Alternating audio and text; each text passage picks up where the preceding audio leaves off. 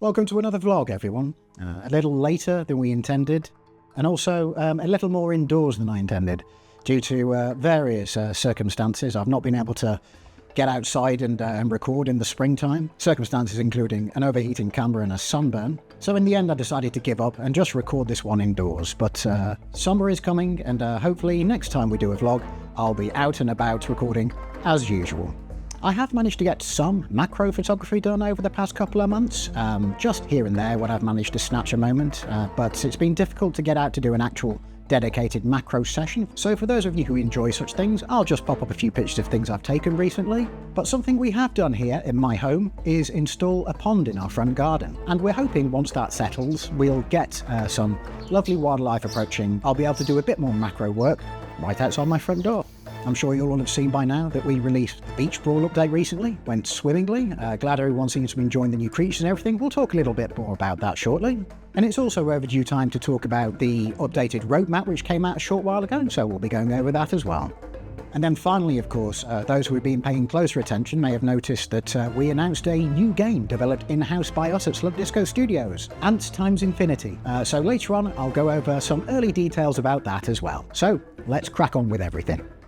So a short while ago, we released the Beach Brawl update, which brings the European shore crab and the sand lizard, and then 2 new maps with it as well. So that's Causeway, a new custom game map, and Chowder, an extra level based on its layout. Of course, thanks to everyone who helped during the testing period for that, which was quite extensive in the end, and it really helped us work through all the issues, particularly with the updated UI. There were many more things that we couldn't have found just through the power of internal testing. We really need the community's help with things like that. So again, from the bottom of our hearts, we always appreciate your help with all of that stuff. You're all legends, and your kindness continues to inspire us. Thank you very much. A particular shout out to the community Discord this time, where the vast majority of the feedback was posted. Well done everyone there. If you'd like to get involved in the Discord community, the links are down below in the video description. You're very welcome there. It's very active and lively, and we'd love to see you there. With the help of the Discord, we ploughed through literally dozens of issues which we could not have spotted otherwise. But even then, of course, there are issues that slip through the net. There's 1 or 2 controller issues still to sort out, and things like making sure that the new Uber creatures actually count towards objectives in custom games. Fixes for those sort of things are on the way shortly. Please keep reporting. Every report is logged and corroborated with others, and it's always extremely useful, obviously. Also important, if you get crashes, that you hit the send report button on the crash report dialog when that pops up. That's really important because we've got an automated logging system which brings all that data together, and then we can use various systems to analyze that data and parse it in various ways. And we found a bunch of really esoteric, strange, unique crashes that way, which have also been fixed recently. So please continue to report that data when you can. One thing you might have noticed for a short time is the appearance of these carp streamers on the main menu of the game.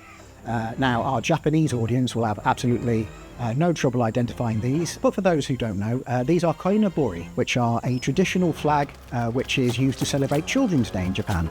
And it was a purely cosmetic thing. If you activated that flag during that time period, then you would get a koinobori pole outside your nest during the game, which will get bigger or smaller with your ant population. So just a fun little way of celebrating Children's Day there.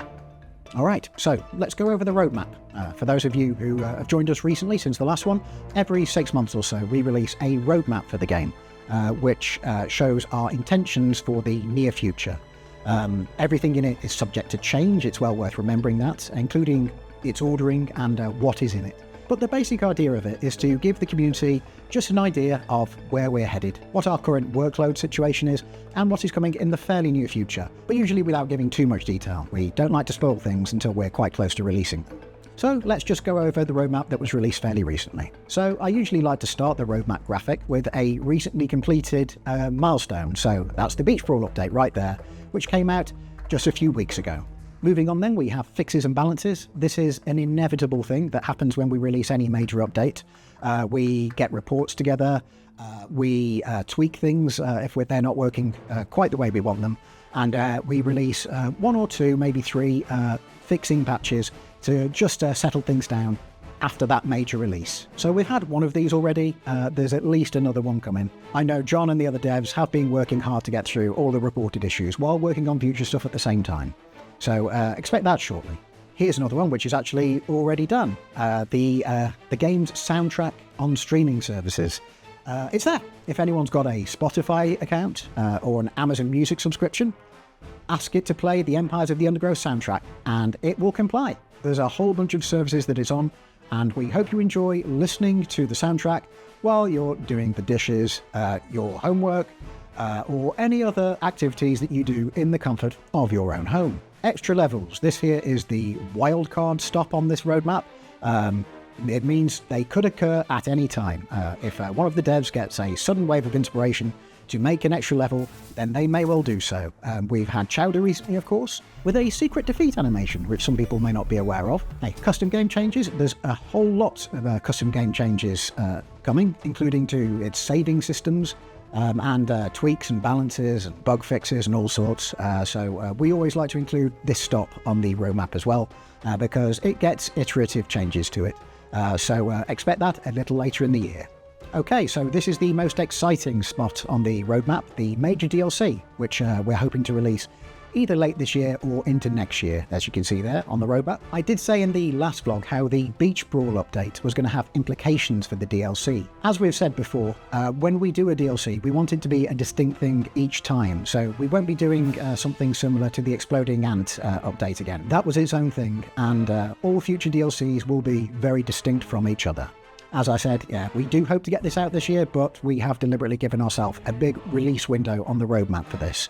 So no promises on that, but obviously if we can get it out towards the start of this window, that would be much preferable to us. And just a reminder once more, everything is subject to change, including the ordering and inclusion-exclusion of everything on this roadmap. Don't take it as set in stone, and you won't be disappointed if things change.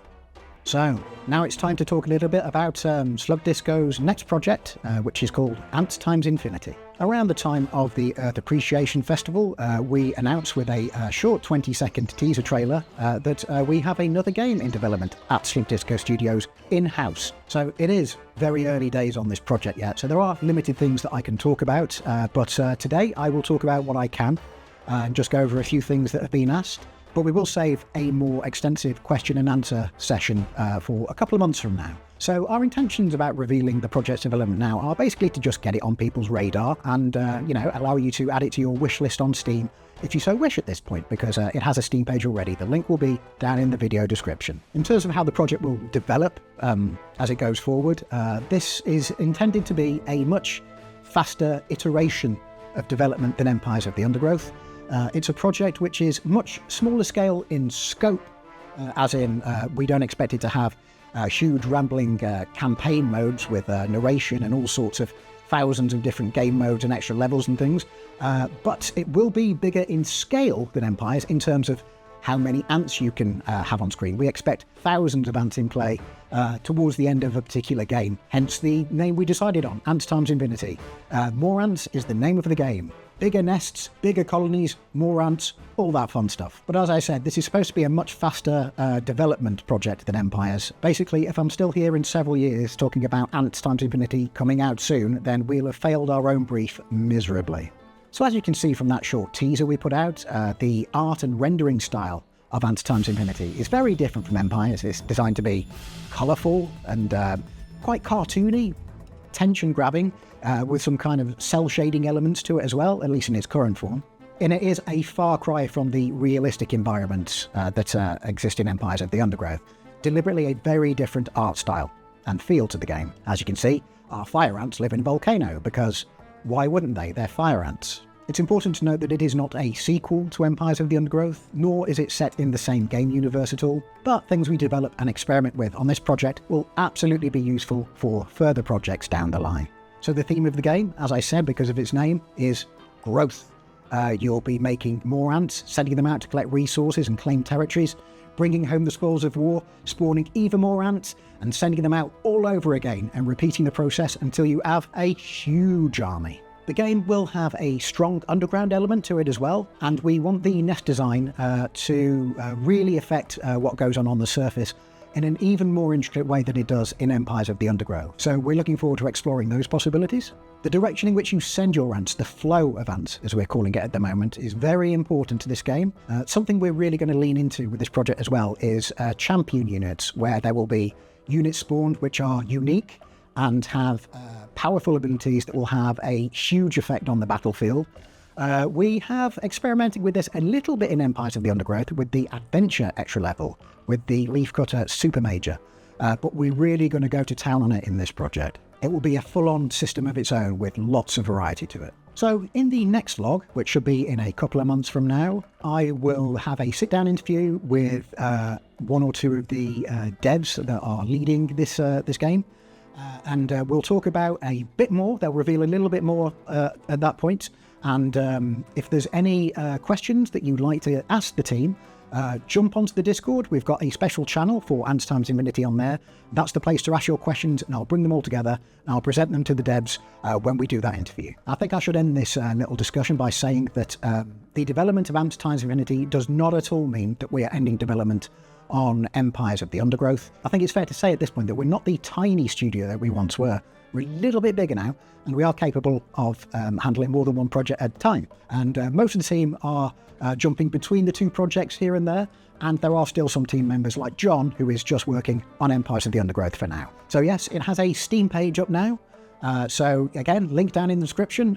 Go and add it to your wish list. As things really start to ramp up, we will of course be doing social media for the game as well, and I'll let everyone know once those are up so you can follow them. And that's us done for today. Thanks very much for joining me.